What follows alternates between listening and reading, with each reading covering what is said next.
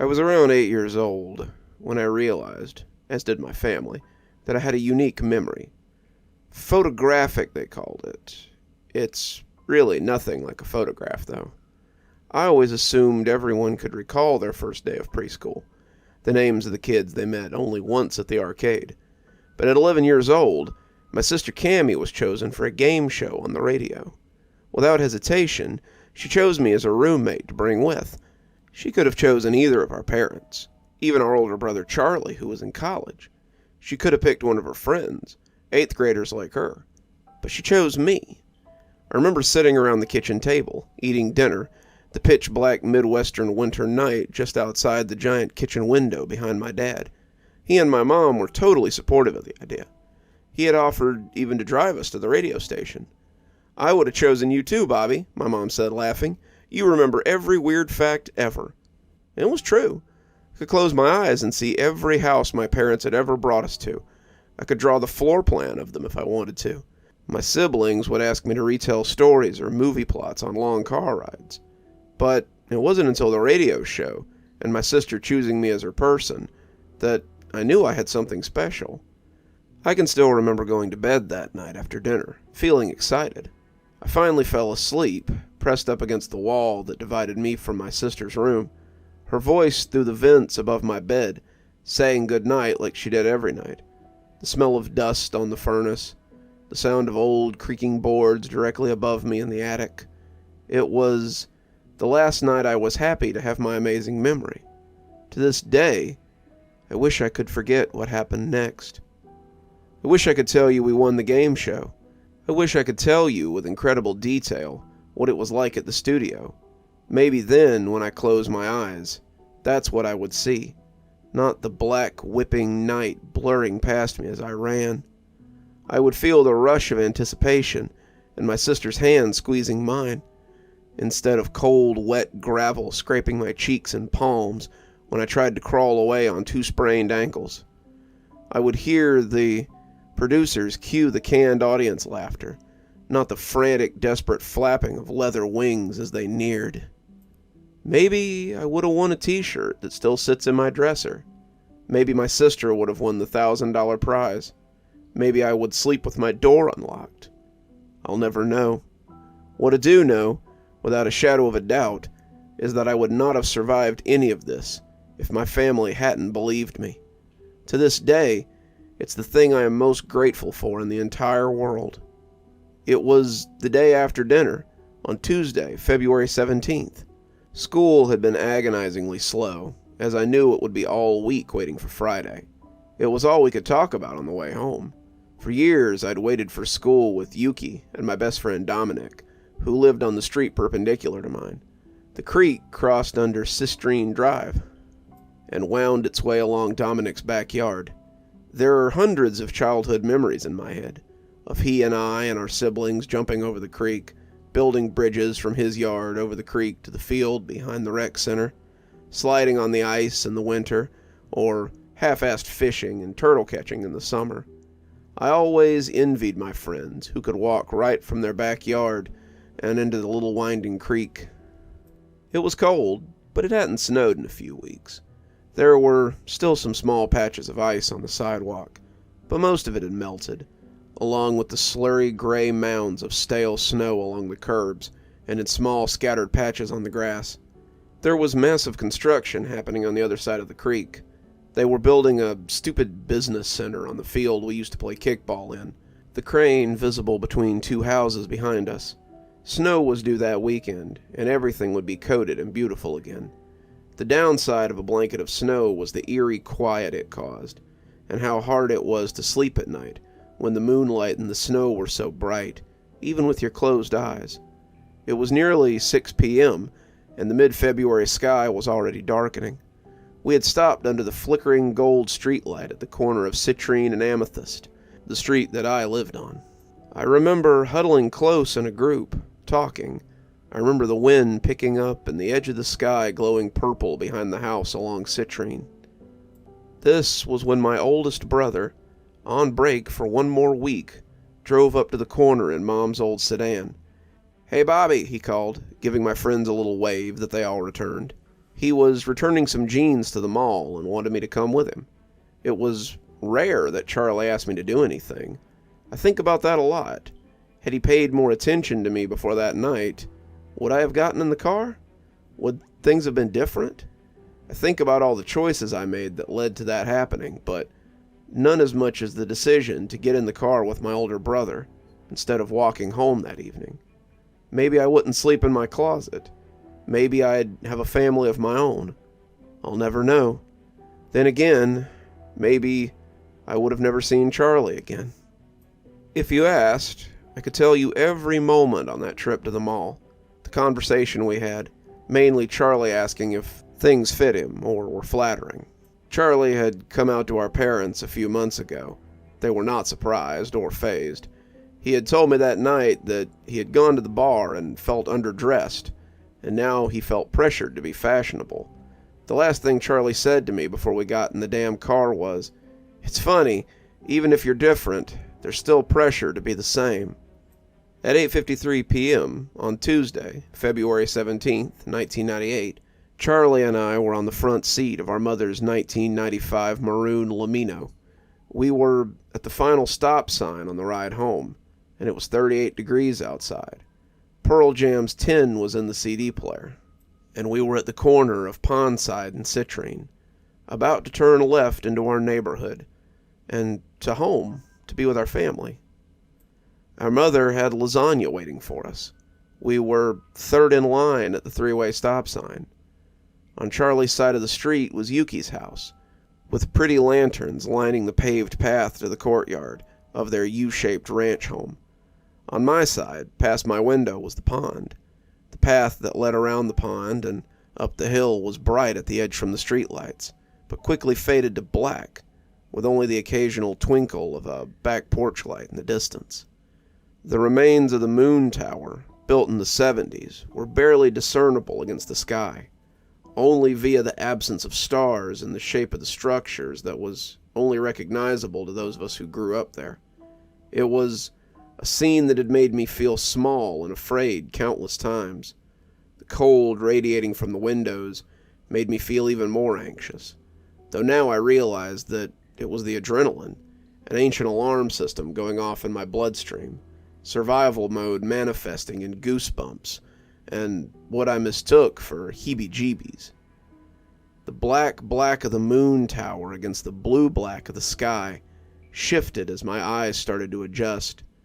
I had thought about a sleepover game Dominic and I had played when we were in 3rd grade, staring at each other's faces in the dark until they morphed and changed and threw us into giggle fits. It wasn't until the bottom left star above the hill disappeared that I realized it wasn't my eyes playing tricks on me. It wasn't until the pitch grew larger that I opened my mouth to say something. Charlie was deep in the chorus of Even Flow and never heard it coming. It was a low whistle, like an old man out for a walk. 2 notes, one high, one low. It repeated again, louder, and I'd turned to tell Charlie when I saw the red light of the brake lights on the car in front of us fade from his face, and he finally saw what was coming. Only, it hadn't come from the pitch black over the pond. It came from the other side, slamming into the driver's side of the car in front of us. It shattered the glass into a hailstorm, crashing onto our windshield. The impact was so intense that both left wheels had lifted off the ground. Charlie initially cursed loudly and went to open the door to help. I'd screamed at him not to, but I barely got a word out before a penetrating silent vacuum filled the air around me, sucking the air out of my lungs. Seconds later, my windows were shattered over me, glass sticking in my cheeks and the wind whipping the blood across my face and into my mouth as I screamed. I knew before I opened my eyes that it wasn't just an accident, that there was no car or bike or even human assailant. I knew before I pried my eyes open that everything I had feared as a child, that all the myths and legends and ghost stories, were real. I knew it wasn't a bat or a bird. I knew as I felt frantic claws at the nylon remains of my seatbelt that it was a monster. Not a cute storybook monster, but an ancient, angry, bitter creature. One that had been there long before I had, or the town had, or even people had. The last thing I saw before I felt the hook sink into my shoulder and I was lifted into the black, swirling cold was Charlie, slumped over the steering column, Eddie Vinder's voice still calling out to me until I couldn't hear him anymore. Not for 1 second did I think it was a dream. The cold made sure of that. My legs heavily dragged across the broken glass of the car window, ripping my jeans and slamming my legs into the frame. I knew it was real. The biting night sky whipped around me as I violently sank a few feet as the hooks in my shoulder began to slip. I experienced a new level of pain as I felt jagged talons piercing my side, and I folded forward as I was yanked backwards into the pitch. I felt another agonizing piercing on the side of my torso before being yanked up away from the earth and everything I'd ever known. I was pulled into the pitch past the streetlights, but whatever had me was struggling. I fell 20 feet onto the icy hard gravel path, but wasn't freed. Violent metallic screams flooded my ears, and the bones of my forehead and chin were scraped along the gravel path. I desperately clawed at the earth, trying to find anything to grip, but only found fistfuls of gravel and goose crap. The talons in my side ripped out suddenly, and I felt a sickening oozing from my sides. I tried to roll over to my knees, but the pain on each side was horrible, and I felt bile swelling in my throat. A patch of dirty snow was inches away, and I tried to crawl towards it to get some ice on my bleeding injuries. That was when I felt leathery whips on my face and violent snags in my hair, pulling and snapping. My stomach lurched as again I was yanked up into the night, higher into my own icy black death. I tried desperately to grasp onto whatever had me, terrified to fall as we climbed higher. The cold stung my raw shoulders and hips, and I felt my blood freezing. The deep scrapes on my knees and face burned with the wind, feeling like icy razors scraping my cheekbones. My numb fingers found a thick, velvety limb. Coarse hair bristled and slipping under my blood. 6 daggers dug into my skull and neck. Even over the roar of the wind and the pounding of the wings, I could hear a horrible scraping and squealing of claws on my skull from behind. From the inside. I struggled to breathe, blood and vomit filling my mouth and tears threatening to suffocate me. Suddenly, the little air that I had on my lungs was forced out violently as my midsection was slammed into the highest beam of the moon tower. The crunching of my ribs was unmistakable. My vision and even my own thoughts darkened with what I can only describe as wetness. Later, I would be told that my ribs were so violently broken that they had pierced my lungs. For a moment, the moon illuminated my nightmares. I was nauseatingly high up, one eye swollen shut, but I could see the frozen pond, dull and distant. Closer, I could see a row of houses, their windows glowing but cruelly out of each. One house still had its Christmas lights up, complete with a giant light-up plastic mold Santa Claus tied to their chimney. It felt wrong and cruel, a warm and happy impossibility. I looked down to see a stream of my blood pouring from my body in a steady flow, then broken by an aggressive gust of icy wind. I choked on a scream, and I was grabbed again, talons stretching out of the exit wound in my shoulder, birthing brand new ones on my lower back. I couldn't hear my own screams over the wind and the angry metallic shrieks like barbed wire on a rusted trampoline. I remember at this point I could see the pond shrinking south of me as once again my host struggled with its prey. Suddenly we dropped right above the creek, my legs slamming into the fence surrounding the construction site. The cranes loomed over us, the 2 security floodlights at its base finally providing light. The construction site was deep in the ground, a parking garage with a basement level built to be tornado-proof. I've heard countless times from other people with violent experiences that they forget chunks of their trauma, or they blacked it out. I try not to seethe with jealousy. If I could forget any of it, I would want to forget what I saw under those garish white construction lights. I can remember every tiny, ice-cold pebble digging into my skin, the shimmering bouquet of my tear-soaked lashes, the gritty, jagged pain of my pulverized rib bones. I remember the smell, a mix of cold sweat, like when our dad would come home after his jog, diesel, blood. There was another smell coming from the base of the crane, sickly sweet, like almond extract gone bad. Behind the crane was a trailer. The paneling was beige and a huge green tin sign that read, Argon Construction. I thought for a moment that a phone might be inside.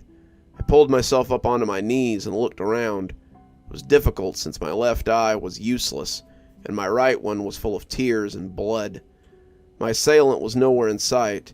I thought that maybe it had gotten injured or caught on a fence. Stupid.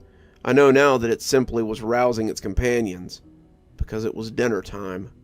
I was an offering, like when my cat Nala would bring me dead robins. Here I was, with my wings clipped. I was halfway to the trailer, limping as fast as I could, every step excruciating, breathing like there were pins and needles in me. Even with my sobbing hyperventilation, I heard it. I hear it now. I can always hear it. The two-toned whistle, haunting and dreadful, like even if I hadn't been at death's door, that tone would still have shaken me, like a doomsday alarm, like useless sirens wailing as meteors crash into the boiling sea. Under the whistle, a thick, wet breath, echoing from beneath the base of the crane, a dark recess in the cold, wet ground, with darkness somehow leaking from it.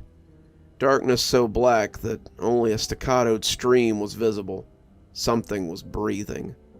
I wish I could tell you that the construction unearthed something ethereal, a beautiful sleeping giant, an angel, a groundbreaking discovery. But I don't even think it was the construction. I just think she had always been there. Maybe for years she had survived on squirrels or deer. Maybe she thawed during the warm winter. Maybe she was left behind. The first thing I saw was the tattered, jagged tips of wings, bat-like, narrow, dark-veined like bruised plum skin, her pulse visibly pumping through the veins that raised and ripped through the paper-thin skin, stretching over her wings so tightly it seemed painful just to exist, like she wasn't finished yet, like she'd been birthed from the earth prematurely, and she was angry.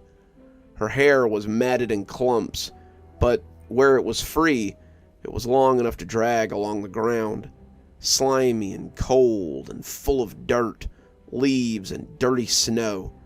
Her scalp was suffering. I could see her follicles piercing her scalp, like deceased plant roots, bulbous and swollen. Open sores at her hairline showed what I can only stomach to explain as insect activity. Layers of sick, sheer skin being actively eaten away by a miasma, forehead wrinkles deep and scarred in places. She had no eyebrows or lashes that I could see from my crouched hiding position.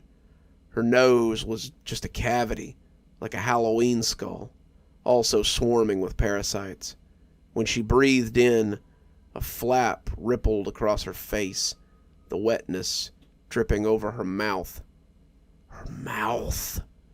Years later, an art teacher had told me that while he enjoyed my monstrous horror drawings, that even special effects departments had boundaries, and I would be unlikely to get hired if I didn't tone it down or attempt to make them more realistic. If only he had known I was following his rules, drawing what I knew. She had the familiar sagging of a toothless old woman with flat, cracked, corpse-like lips. But then she parted them. The rot was dizzying. Her gums had been clawed away, scabs and scars and thick bands of roped grayish mauve flesh. Her top and bottom jawbones were not simply bared. They were jagged, layered razors, filed, but not with anything modern or sharp or particularly clean. Time, madness, desperation had filed and shaped that nightmare maw. Makeshift teeth of rocks had been maniacally shoved under the skin, adhered with infection and growth. The entire left side of her face was worn through layer by layer.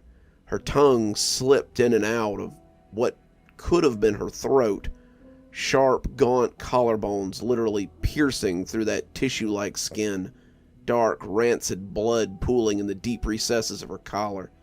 She had one misshapen breast. The left side of her chest was deeply scarred and textured, as though it had been burned. Her fingers were bones with jagged talons blackened at the tips. Thick scar tissue marred her shoulders, where her wings took her from somewhat humanoid to monstrous. Scars everywhere. Rotting wounds dripping larvae and blood onto the frozen ground. I wish I could forget the momentary warmth I felt as urine poured down my legs, immediately freezing and burning, sticking my jeans to my raised and bloody shins. I tore myself away from staring at her long enough to escape. She had chosen her feeding place well. The deep recess of the site was the length of a football field, since that's what the field had once been. High walls of frozen earth surrounded us on three sides. Climbing up in my condition would be impossible. There was a ramp at the far entrance, but I wouldn't have made it past her. Only behind me was the fence I had slammed into on the way in, the creek only a few yards from that, and then a row of backyards of houses that included Dominic's. I had cried then. I cried thinking that only a few minutes away, my best friend was probably getting ready for bed. Then he would always remember the night before he woke up to find out his best friend was dead. He had no idea that my blood was spilling all over the place that we had run and played in. He was warm, with his own mom just feet away. I sobbed, thinking of my own mother. It wasn't the idea of her finding out too, or knowing I would never see her again. It was the guttural, instinctual, painful need for her. It was like being too far underwater and being out of breath, kicking as fast as you can, but knowing you couldn't make it. I needed her, but wouldn't make it to the surface. To her. My sobbing had given me away. That horrible metallic sound reverberated around me, and I remember I was being fed. She was feeding me to something. I had taken a deep breath, bracing myself for the pain, and made for the fence. Before my feet even hit the ground, her claws were in my neck. She flung me further from the trailer and onto the fresh cement that had been poured during the warmer months. I gave up, I'll be honest. I accepted that I was going to die. Then I had heard something unexpected and sickening. Small, furtive movements, unmistakable vocalizations, even just from primal grunting and wet groans. I knew it was her young, and I knew it was human. I felt her toxic breath on me before I realized that she had moved. She paused for a second, mapping the wounds she had inflicted so that she could use them again as grips. That was when she dug in so deep into the opening in my shoulder that I could feel her nails and her fingers deep inside the wound. She flung me further across the cement, closer to the sickening, furtive movements. I squeezed my eyes shut. I smelled rancid organic decay and the unmistakable odor of feces. I felt small, fluttering fingers on my neck. Small, little, childlike. I made the inevitable mistake of opening my eyes.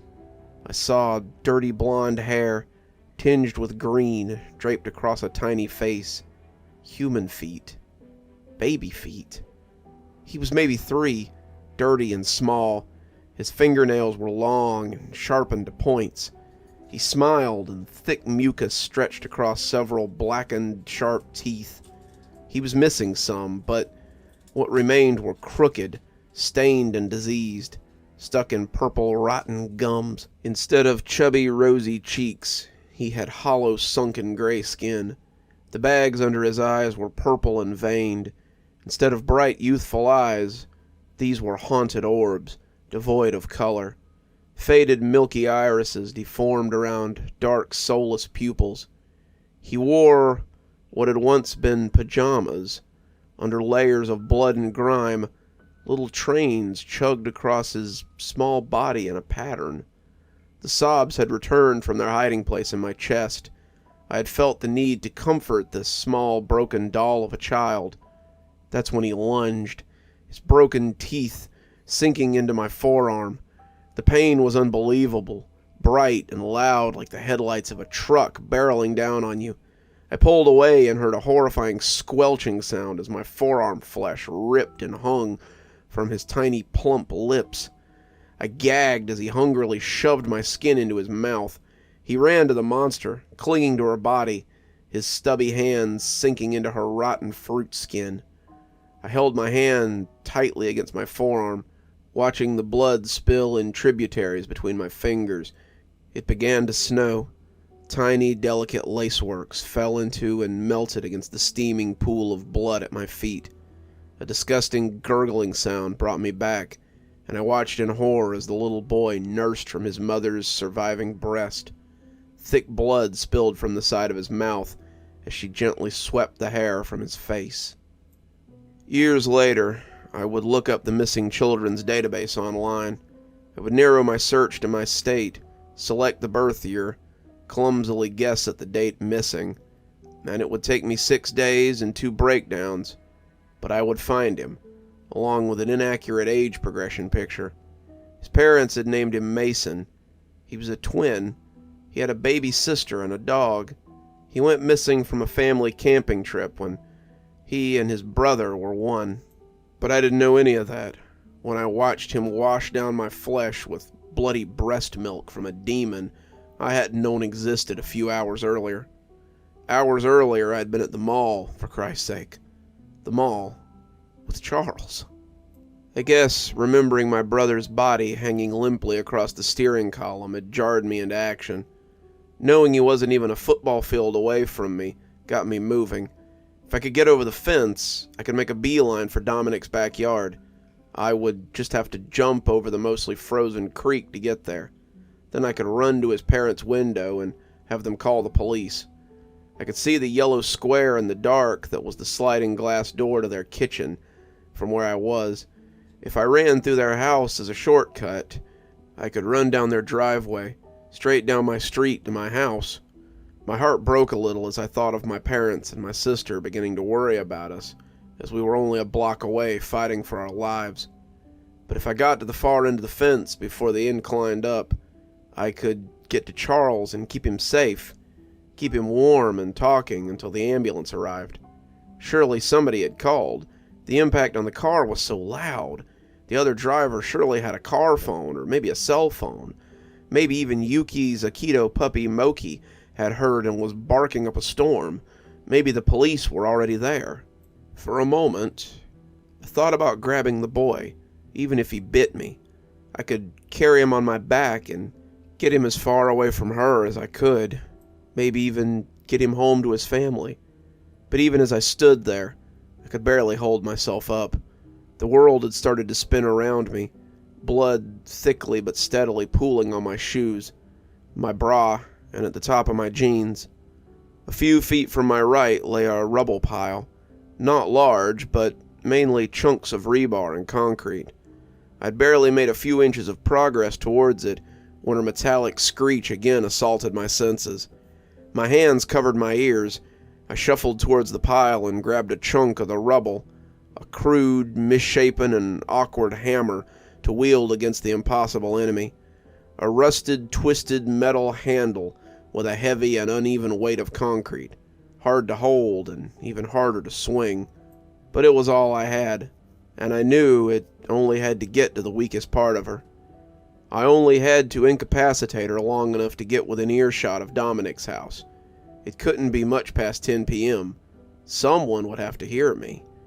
I gripped my shoddy weapon tightly to my chest with both hands and felt her swoop down violently as I dove for a cement tunnel, her empty-handed dive throwing her off balance. I scrambled awkwardly towards the far end of the tunnel as I heard her raspy wings pulling her upward before her second strike.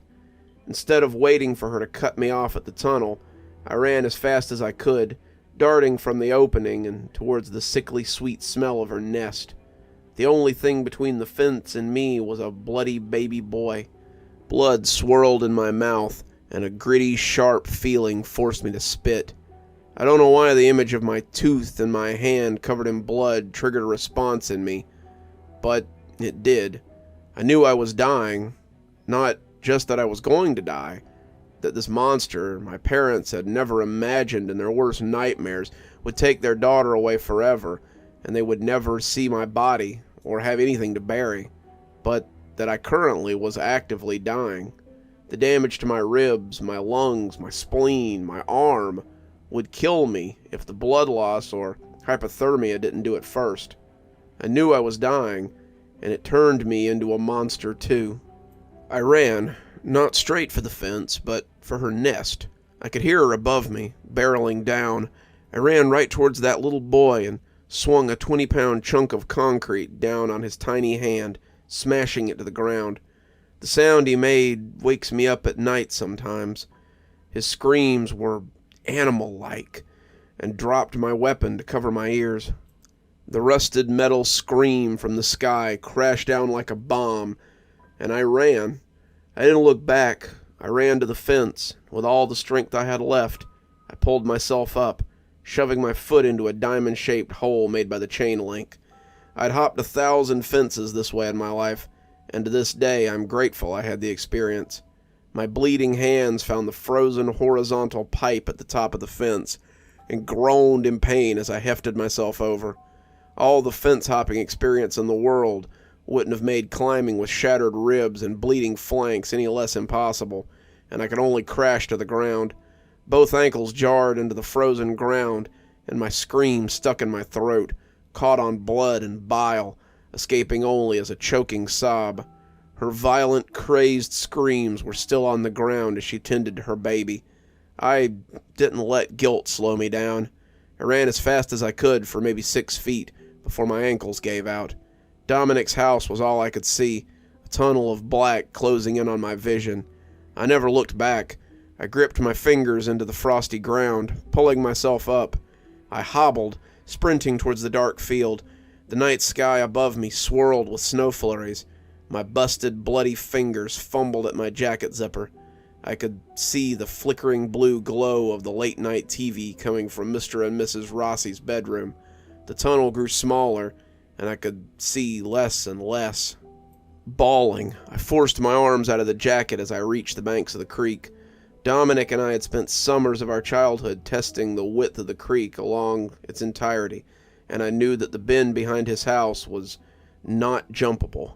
My toes slipped over the crest of the land, and a razor-sharp talon slashed at my hands. I screamed and swung my jacket into the writhing storm of limbs and wings above me. Feeling solid impact on one of the swings, I let go of the jacket and flung myself across the frozen creek, landing with about a foot left, my feet crushing through the glass-thin ice as my ankles crumbled beneath me. I could only see a pinhole in front of me, a flickering blue of TV light. I could hear her above me, diving down, finally, for the kill, her metallic scream and the deafening boom of Mr. Rossi's handgun, the one I'd never even known he had. He was standing on the back porch, one hand over his head, gun pointed to the sky. Mrs. Rossi stood next to me, Dominic's baseball hat in her hand. The last thing I saw was the golden warm glow of the Rossi's kitchen, and the pinhole closing as the world darkened around me. I've read the statement Mr. and Mrs. Rossi gave the police, that they heard what they thought were animal noises behind the house, but when they opened the back door, they heard human screams as well. They saw a large, dark shape in the night, but only a second later they saw my body slumped over, my fingers barely making it to their property. They had called 911, and then my parents. The ambulance had brought my brother and the other driver to the hospital, and it only arrived 30 minutes before mine did. My dad had run to the Rossi's house while my poor, confused, frantic mother rode to the hospital with Cammie and our neighbor. When my dad and I recently recalled the events of that night, I cried hearing the usual funny, goofy man choke up, remembering seeing me slumped over Mrs. Rossi like a rag doll, her white robe covered in my blood. He said that my face was so bruised and swollen that he thought an animal had mauled me. He wasn't exactly wrong. Mr. Rossi had stood guard with the bat until the police and EMTs arrived. Animal control didn't press me too hard. In fact, the vaguer and foggier my memory was, the happier they seemed. I knew that if I told the truth, I'd be locked up, medicated, or assumed to be a victim of something else. A monster woman from the sky. Before I could have even said it out loud, I knew better and feigned memory loss. To this day, the official story is 2 cars on Pondside were struck by a wild animal, and the passenger of one of the cars was attacked and dragged by the animal until a neighbor heard the commotion and fired a gun, scaring it off. While I was in the hospital, a handful of flowers, candles, and teddy bears were left at the stop sign. Charlie doesn't remember anything. He says the last thing he can recall is running to the car in the parking lot and turning the heat on, before pulling the car around for me. I'm actually happy this is the last thing that he remembers. I wonder if he's telling the truth, though. Cammie would come in my room at night for years. She would sit on the floor next to my bed with her fuzzy Disney blanket wrapped around her shoulders. She knew the whole story from beginning to end, even about Mason, a detail I had kept from my parents. Cam and I would stay up together until the sun came up, our eyes locked on the windows in my room, the one facing the south. Some nights, she would get in bed with me, both of us sitting with our backs against the wall, our shoulders resting on one another's, both of us looking at the window, scanning every inch of the blue-gray pitch until morning's first light, searching for a growing speck of black. My parents, proud pacifists, had purchased a gun each, and a few years later they had Cammie and I in judo classes. But the best thing they did was believe me. Even that first night, after the first surgery, they had listened intently, never interrupting or telling me I was imagining things or lying. However, it was made very clear that while our home was a safe space, we weren't to talk about it outside the walls. I know she's still out there. I know Mason is too. Even after I moved away, my mom would send newspaper articles, first clippings in the mail, then eventually links and text messages as time went on. Police blotters about animal attacks, missing dogs, unexplained accidents, missing blonde boys. She took one every few years, from different areas, and I thought initially maybe she had killed or eaten Mason once he was too old, until I saw them both one night. I'd heard the whistle, and I didn't even need to look up, but I did. But that's a story for another time. Good evening, everyone. It's me, Dr. Plague. Thank you so much for joining me for tonight's story. If you haven't already, I always suggest hit that subscribe button, maybe go ahead and hit that notification bell so you don't miss any of the great stories that we do here. I've got a link below to my latest book if you'd like to pick up your own copy. Follow the link below down to Amazon, and if you'd prefer a signed one, get up with me. I'm sure we can work something out. If you'd like to support the show in a more monetary way, might I suggest heading on down to Patreon. We have several tiers. I'm sure you'll find something that'll suit you. I always recommend my $10 tier, which is my Ghostly Reader tier. You get a signed copy of my book on your doorstep anytime I write one, which is, on average, about twice a year. Speaking of my awesome patrons, let's go ahead and thank them, shall we? Thanks to Janet for being our Spooky Skeleton tier contributor, and thanks to Winter, Xaronan, Emily Coltsfoot, Stephanie Carrington, Marianne Schuler, Jennifer Damron, and Tyler Parker for being our Ghostly Reader tier contributors. Thanks, everyone. We just couldn't do the show without you. And as always, thanks for stopping by. Dr. Plague, signing off. Have a wonderful evening.